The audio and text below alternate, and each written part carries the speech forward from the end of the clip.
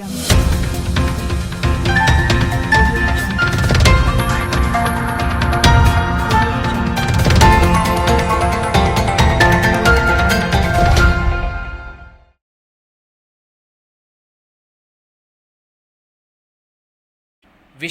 ಹೆಗಡೆ ಕಾಗೇರಿ ಅಭೂತಪೂರ್ವ ಗೆಲುವು, ಮಹತ್ವದ ಪಾತ್ರ ವಹಿಸಿದ ರೂಪಾಲಿ ನಾಯ್ಕ್. ಉತ್ತರ ಕನ್ನಡ ಲೋಕಸಭಾ ಕ್ಷೇತ್ರದ ಬಿಜೆಪಿ ಅಭ್ಯರ್ಥಿ ವಿಶ್ವೇಶ್ವರ ಹೆಗಡೆ ಕಾಗೇರಿ ಗೆಲುವನ್ನು ಸಾಧಿಸಿದ್ದಾರೆ. ಇವರ ಗೆಲುವಿನಲ್ಲಿ ಪ್ರತಿಯೊಬ್ಬರ ಪಾತ್ರ ಪ್ರಮುಖವಾಗಿದೆ. ಅದರಲ್ಲಿಯೂ ಬಿಜೆಪಿ ರಾಜ್ಯ ಉಪಾಧ್ಯಕ್ಷೆ ಮಾಜಿ ಶಾಸಕಿ ರೂಪಾಲಿ ನಾಯ್ಕ್ ಅವರ ಪಾತ್ರ ಮಹತ್ವದ್ದಾಗಿ ಕಾಣಿಸಿಕೊಂಡಿದೆ. ರೂಪಾಲಿ ಅವರು ಲೋಕಸಭೆ ಚುನಾವಣೆಯನ್ನು ಪ್ರತಿಷ್ಠೆಯಾಗಿ ತೆಗೆದುಕೊಂಡು ಕೆಲಸ ಮಾಡಿದ್ದ ಅವರು ಬಿಜೆಪಿ ಅಭ್ಯರ್ಥಿಯನ್ನು ಗೆಲ್ಲಿಸಲೇಬೇಕು ಎಂದು ಪಣ ತೊಟ್ಟಿದ್ದರು. ಮಾಜಿ ಸಂಸದ ಅನಂತಕುಮಾರ್ ಹೆಗಡೆ ಅವರು ರಾಜಕೀಯ ನಿವೃತ್ತಿ ಮಾತನ್ನು ಆಡಿದಾಗ ರೂಪಾಲಿ ಅವರು ಟಿಕೆಟ್ ಆಕಾಂಕ್ಷಿಯಾಗಿದ್ದರು. ನಂತರದಲ್ಲಿ ಅನಂತಕುಮಾರ್ ಹೆಗಡೆ ಮತ್ತೆ ನಿಲ್ಲುವ ಯೋಚನೆ ಮಾಡಿದಾಗ ಯಾರೇ ಅಭ್ಯರ್ಥಿಯಾದರೂ ಅವರ ಗೆಲುವಿಗೆ ಶ್ರಮಿಸುತ್ತೇವೆ ಎನ್ನುವುದಾಗಿ ಅಂದೇ ಪಣ ತೊಟ್ಟಿದ್ದರು. ವಿಶ್ವೇಶ್ವರ ಹೆಗಡೆ ಕಾಗೇರಿ ಅವರಿಗೆ ಟಿಕೆಟ್ ಘೋಷಣೆಯಾದ ನಂತರ ಒಂದು ಕ್ಷಣವನ್ನು ವ್ಯಯಿಸದೆ ಚುನಾವಣೆ ಪ್ರಚಾರಕ್ಕೆ ಇಳಿದರು. ನಾಮಪತ್ರ ಸಲ್ಲಿಕೆ ಸಮಯದಿಂದ ಹಿಡಿದು ನರೇಂದ್ರ ಮೋದಿ ಅವರ ಪ್ರಚಾರ ಸಭೆಯವರೆಗೂ ಶ್ರಮ ವಹಿಸಿದರು. ಬಹಿರಂಗ ಸಭೆಯನ್ನು ಅಷ್ಟಾಗಿ ಮಾಡದೆ ತಾಲೂಕು ಕೇಂದ್ರಗಳಲ್ಲಿ ಹೋಬಳಿ ಮಟ್ಟದಲ್ಲಿ ಪ್ರಚಾರ ಸಭೆಗಳನ್ನು ನಡೆಸಿದರು. ಮತದಾನದ ಹಿಂದಿನ ದಿನದವರೆಗೂ ಮನೆ ಮನೆಗೆ ಪ್ರಚಾರ ನಡೆಸಿದರು. ಇದರ ಪರಿಣಾಮ ತಮ್ಮ ಕ್ಷೇತ್ರವಾದ ಅಂಕೋಲಾ ಕಾರವಾರದಲ್ಲಿ ಸುಮಾರು 65,000 ಲೀಡನ್ನು ಬಿಜೆಪಿಗೆ ತರುವಲ್ಲಿ ಯಶಸ್ವಿಯಾಗಿದ್ದಾರೆ.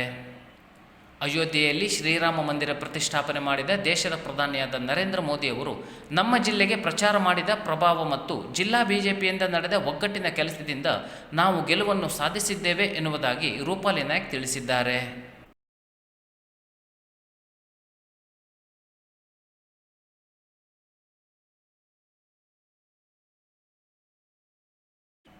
ನಿರೀಕ್ಷೆ ಮೀರಿದ ಅಂತರದ ಗೆಲುವು ಜವಾಬ್ದಾರಿ ಹೆಚ್ಚಿಸಿದೆ, ವಿಶ್ವೇಶ್ವರ ಹೆಗಡೆ ಕಾಗೇರಿ.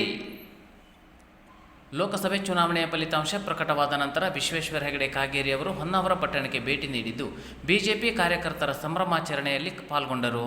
ಈ ವೇಳೆ ಮಾತನಾಡಿದ ಕಾಗೇರಿ ಅವರು ಹೊನ್ನಾವರ ಮಂಡಲ ಬಿಜೆಪಿ ಮುಖಂಡರು, ಕಾರ್ಯಕರ್ತರಿಗೆ, ಜೆಡಿಎಸ್ ಮುಖಂಡರು, ಕಾರ್ಯಕರ್ತರಿಗೆ ಧನ್ಯವಾದ ಸಮರ್ಪಿಸುತ್ತೇನೆ. ಈ ದಾಖಲೆಯ ಮತ ಬರಲು ಕಾರಣ ಮತದಾರರು. ನರೇಂದ್ರ ಮೋದಿ ಅವರು ಮತ್ತೊಮ್ಮೆ ನಮ್ಮ ದೇಶದ ಪ್ರಧಾನಿಯಾಗುತ್ತಾರೆ. ದಾಖಲೆಯ ಮತಗಳ ಅಂತರದಿಂದ ಗೆಲ್ಲಿಸಿರುವುದರಿಂದ ನಮ್ಮ ಜವಾಬ್ದಾರಿ ಹೆಚ್ಚಿದೆ ಎಂದರು.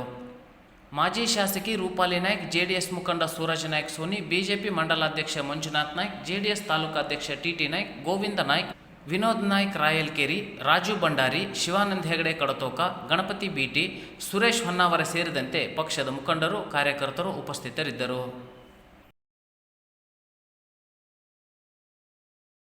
ಅಂಜಲಿ ನಿಂಬಾಳ್ಕರ್ 3 ಲಕ್ಷ ಮತಗಳಿಂದ ಸೋತಿರುವುದು ವಿಚಿತ್ರ, ಆರ್.ವಿ. ದೇಶಪಾಂಡೆ. ಈ ಲೋಕಸಭಾ ಚುನಾವಣೆಯಿಂದ ಕಾಂಗ್ರೆಸ್ ಪಕ್ಷಕ್ಕೆ ಹೊಸ ಶಕ್ತಿ ಬಂದಿದೆ. ಲೋಕಸಭಾ ಸದಸ್ಯರ ಸಂಖ್ಯೆಯಲ್ಲಿ ಗಣನೀಯವಾಗಿ ಏರಿಕೆಯಾಗಲು ರಾಹುಲ್ ಗಾಂಧಿಯವರು ಭಾರತದಲ್ಲಿ ನಡೆಸಿದ ಭಾರತ ಜೋಡೋ ಯಾತ್ರೆ ಪ್ರಮುಖ ಕಾರಣವಾಗಿದೆ. ಇದೊಂದು ಐತಿಹಾಸಿಕ ಯಾತ್ರೆ ಎಂದು ಆಡಳಿತ ಸುಧಾರಣಾ ಆಯೋಗದ ಅಧ್ಯಕ್ಷರು ಶಾಸಕ ಆರ್.ವಿ. ದೇಶಪಾಂಡೆ ಅವರು ಹೇಳಿದರು. ಹಳಿಯಾಳ ಪಟ್ಟಣದ ತಮ್ಮ ಸ್ವಗೃಹದ ಕಚೇರಿಯಲ್ಲಿ ಮಂಗಳವಾರ ನಡೆಸಿದ ಪತ್ರಿಕಾಗೋಷ್ಠಿಯಲ್ಲಿ ಮಾತನಾಡಿದ ಅವರು, ಎಕ್ಸಿಟ್ ಪೋಲ್ಗಳು ಸಾರ್ವಜನಿಕರಲ್ಲೇ ಗೊಂದಲಮಯ ವಾತಾವರಣ ಸೃಷ್ಟಿ ಮಾಡಿವೆ. ಅವರ ಮೇಲೆ ಚುನಾವಣಾ ಆಯೋಗ ಕ್ರಮ ಕೈಗೊಳ್ಳಬೇಕು. ಅಂತಹ ಕಂಪನಿಗಳಿಗೆ ಎಕ್ಸಿಟ್ ಪೋಲ್ ಮಾಡುವ ಅವಕಾಶ ನೀಡಬಾರದು. ಇದು ಚುನಾವಣಾ ಪ್ರಕ್ರಿಯೆಗೂ ಸಹಾಯಕವಾಗಿಲ್ಲ ಎಂದರು. ಉತ್ತರ ಕನ್ನಡ ಜಿಲ್ಲೆಯ ಕಾಂಗ್ರೆಸ್ ಲೋಕಸಭಾ ಅಭ್ಯರ್ಥಿ ಅಂಜಲಿ ನಿಂಬಾಳ್ಕರ್ ಅವರು ತುಂಬಾ ನಿಷ್ಠೆಯಿಂದ ತಮ್ಮ ಕರ್ತವ್ಯವನ್ನು ಓರ್ವ ಮಹಿಳೆಯಾಗಿ ಮಾಡಿದ್ದಾರೆ. ಪ್ರಜಾಪ್ರಭುತ್ವದಲ್ಲಿ ಜನರು ಕೊಟ್ಟ ನಿರ್ಣಯವನ್ನು ಒಪ್ಪಿಕೊಳ್ಳುತ್ತೇವೆ. ಯಾವುದೇ ಕಾರಣಕ್ಕೂ ಅಂಜಲಿ ನಿಂಬಾಳ್ಕರ್ ಅವರು ನಿರಾಶಾದಾಯಕರಾಗಬಾರದು. ಸೋಲು ಗೆಲುವು ಸಹಜ, ಆದರೆ 3 ಲಕ್ಷ ಮತಗಳ ಅಂತರದಿಂದ ಸೋತಿರುವುದು ವಿಚಿತ್ರ ಸಂಗತಿ. ಚುನಾವಣಾ ಆಯೋಗ ಪಾರದರ್ಶಕವಾಗಿ ಚುನಾವಣೆ ನಡೆಸಿದೆ. ನಾನು ಯಾರ ಮೇಲೆಯೂ ಅಪವಾದ ಮಾಡುವುದಿಲ್ಲ ಎಂದರು. ಆದರೆ ಎನ್ಡಿಎ ಮುಖಂಡರು 300ರಿಂದ 400 ಸೀಟುಗಳು ಬರುತ್ತವೆ ಎಂದು ಸಮಾಜದಲ್ಲಿ ಗೊಂದಲ ವಾತಾವರಣ ನಿರ್ಮಾಣ ಮಾಡಿದ್ದರು. ಆದರೆ ಜನರು ಜವಾಬ್ದಾರಿಯಿಂದ ಮತದಾನ ಮಾಡಿ ತೋರಿಸಿದ್ದಾರೆ. ಎಕ್ಸಿಟ್ ಪೋಲ್ಗಳು ಮಾತ್ರ ಪ್ರಜಾಪ್ರಭುತ್ವಕ್ಕೆ ಮಾರಕ. ಇಂತಹ ಎಕ್ಸಿಟ್ ಪೋಲ್ಗಳು ಮಾಡಿದ್ದಾರೆ ಅಥವಾ ಮಾಡಿಸಿದ್ದಾರೆ ಎಂಬುದು ಅನುಮಾನದ ಪ್ರಶ್ನೆಯಾಗಿದೆ ಎಂದರು.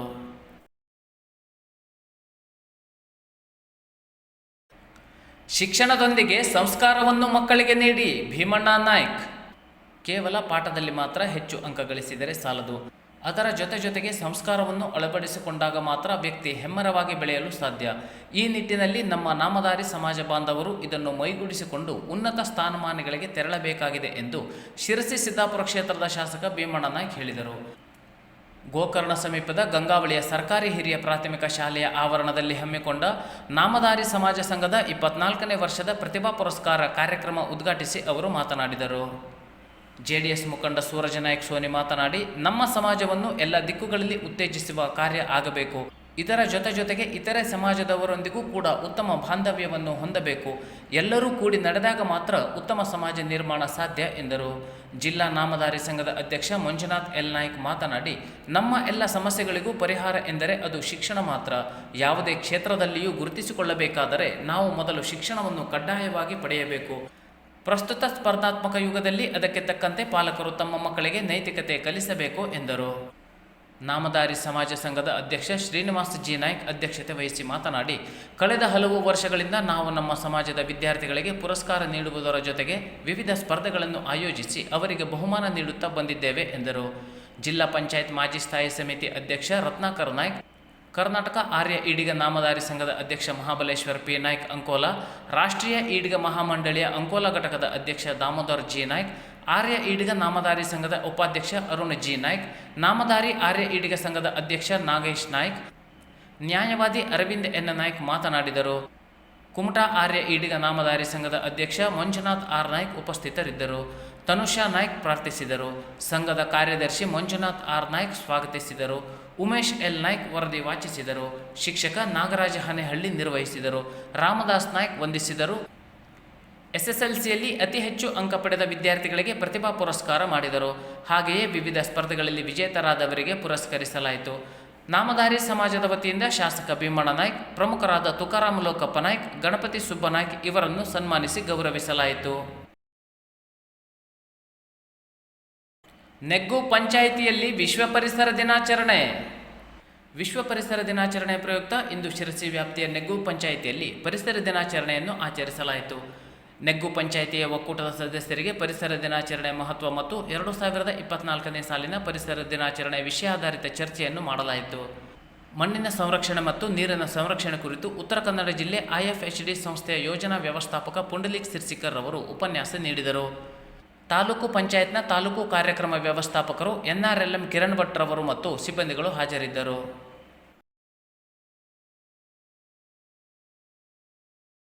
ಶಿರಸಿಯಲ್ಲಿ ಗ್ರೀನ್ ಕೇರ್ ಸಂಸ್ಥೆಯಿಂದ ಉದ್ಯೋಗಾವಕಾಶಕ್ಕೆ ಉಚಿತ ಕೌಶಲ್ಯ ತರಬೇತಿಗೆ ಅರ್ಜಿ ಆಹ್ವಾನ. ಉತ್ತರ ಕನ್ನಡ ಜಿಲ್ಲೆಯ ನಿರುದ್ಯೋಗಿ ಯುವಕ ಯುವತಿಯರಿಗಾಗಿ ಸೂಕ್ತ ಉದ್ಯೋಗಗಳನ್ನು ಪಡೆಯುವುದಕ್ಕೆ ಇಂದಿನ ಕಾಲಮಾನಕ್ಕೆ ಅಗತ್ಯವಿರುವ ಕೌಶಲ್ಯಾಭಿವೃದ್ಧಿ ತರಬೇತಿಯನ್ನು ಉಚಿತವಾಗಿ ನೀಡಲು ಶಿರಸಿಯ ಗ್ರೀನ್ ಕೇರ್ ಸಂಸ್ಥೆಯು 2024-25ನೇ ಸಾಲಿನಲ್ಲಿ ಪ್ರಾಜೆಕ್ಟ್ ಕೌಶಲ್ಯ ವಿಕಾಸ ಯೋಜನೆಯಡಿ ಉಚಿತ ಕೌಶಲ್ಯ ಅಭಿವೃದ್ಧಿ ತರಬೇತಿ ಕಾರ್ಯಕ್ರಮವನ್ನು ಪ್ರಾರಂಭಿಸಿದೆ.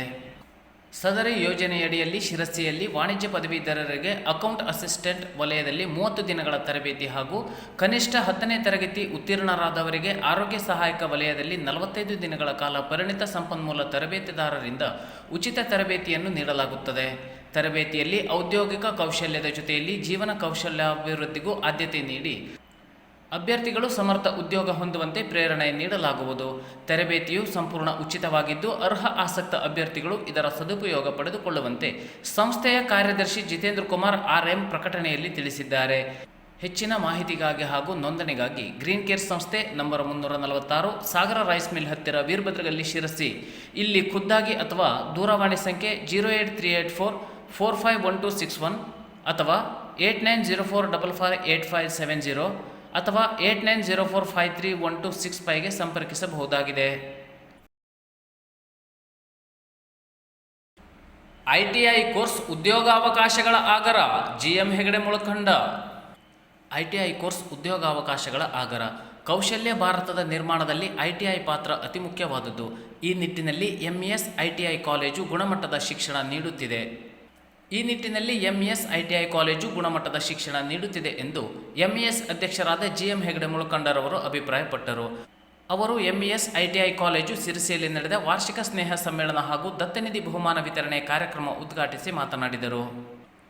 ಅತಿಥಿಗಳಾಗಿ ಆಗಮಿಸಿದ್ದ ಉತ್ತರ ಕನ್ನಡ ಜಿಲ್ಲಾ ಸಣ್ಣ ಕೈಗಾರಿಕಾ ಸಂಘದ ಅಧ್ಯಕ್ಷರಾದ ಅಣ್ಣಪ್ಪ ನಾಯ್ಕ್ ಮಾತನಾಡಿ, ವಿದ್ಯಾರ್ಥಿಗಳ ಸರ್ವತೋಮುಖ ಬೆಳವಣಿಗೆಗೆ ನೀಡಿರುವ ಅವಕಾಶವನ್ನು ನೋಡಿ ಸಂತಸ ವ್ಯಕ್ತಪಡಿಸಿದರು. ITI ಉಪಸಮಿತಿ ಸದಸ್ಯರಾದ ಶ್ರೀಧರ್ ನಾರಾಯಣ ನಾಯ್ಕ್ ಮಾತನಾಡಿ, ಕೇವಲ ವೇತನಕ್ಕೆ ಪ್ರಾಮುಖ್ಯತೆ ನೀಡದೆ ಅನುಭವಕ್ಕೆ ಆದ್ಯತೆ ನೀಡಿದರೆ ಅವಕಾಶಗಳು ತಾವೇ ಹುಡುಕಿಕೊಂಡು ಬರುತ್ತವೆ ಎಂದು ಕಿವಿ ಮಾತು ಹೇಳಿದರು. ಪ್ರಾಚಾರ್ಯರಾದ ಗಣೇಶ್ ಭಟ್ ರವರು ಅತಿಥಿಗಳ ಪರಿಚಯದೊಂದಿಗೆ ಸ್ವಾಗತಿಸಿ ವಾರ್ಷಿಕ ವರದಿ ಪ್ರಸ್ತುತಪಡಿಸಿದರು. ಕಾರ್ಯಕ್ರಮವನ್ನು ಅಕ್ಷತಾ ನಾಯಕ್ ನಿರೂಪಿಸಿದರೆ ರಾಘವೇಂದ್ರ ವಂದಿಸಿದರು. 2023-24ನೇ ಶೈಕ್ಷಣಿಕ ವರ್ಷದಲ್ಲಿ ನಡೆದ ವಿವಿಧ ಕೌಶಲ್ಯ ಹಾಗೂ ಕ್ರೀಡಾ ಸ್ಪರ್ಧೆಗಳಲ್ಲಿ ವಿಜೇತರಾದ ವಿದ್ಯಾರ್ಥಿಗಳಿಗೆ ಬಹುಮಾನವನ್ನು ವಿತರಣೆ ಮಾಡಲಾಯಿತು.